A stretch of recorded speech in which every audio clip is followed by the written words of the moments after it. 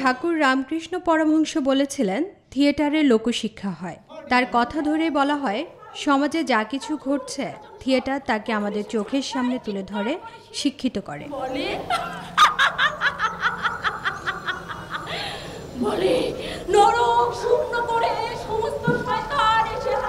1997 সালে প্রতিষ্ঠার কিছুদিন পর মহানগর নাট্যমঞ্চের নাম পরিবর্তন করে রাখা হয় কাজী বশির মিলনায়তন। কত আয়োজন করেই না সাজানো হয়েছিল, কিন্তু অযত্ন অবহেলায় কোথায় এসে ঠেকেছে।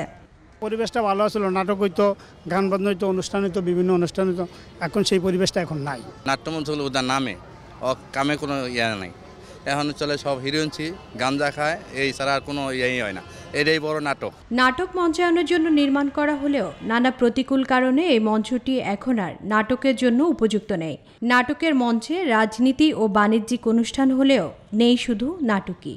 যে জায়গায় মহানগর নাট্যমঞ্চ উপস্থিত, সেখানে যদি নারী পুরুষ পরিবার পরিজন নিয়ে দর্শক শ্রোতাদের যাবার মতো অনুকূল পরিবেশ না থাকে, তাহলে আমি ভেতরে যত আধুনিক মঞ্চই করি না কেন, সেটি কখনো দর্শক প্রিয়তা পাবে না। রবীন্দ্রনাথ ঠাকুর বলেছিলেন, জগতে যোগ্য লোক থাকলেও তাকে দেখাবার জন্য যোগ্য মঞ্চ পাওয়া যায় না।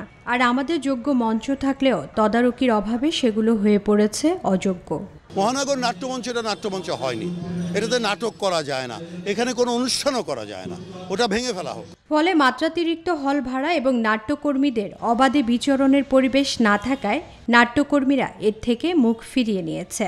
আর এখন এটি পরিণত হয়েছে মাদকসেবীর অভয়ারণ্যে। এখানে নাট্যমঞ্চের নাটকের চেয়ে বেশি এখানে হয় মিটিং, সেমিনার। প্রায় 10-12 বছর যাবত আমি এখানে আসি, পরিবেশ একই রকম দেখি। কে না চায় এ অবস্থার অবসান? এভাবে নাট্যমঞ্চে জ্বলে উঠুক বাতি, ফিরে আসুক প্রিয় কোনো নাটক আবার। ফাতেমা কাউসার, নিউজ 24, ঢাকা।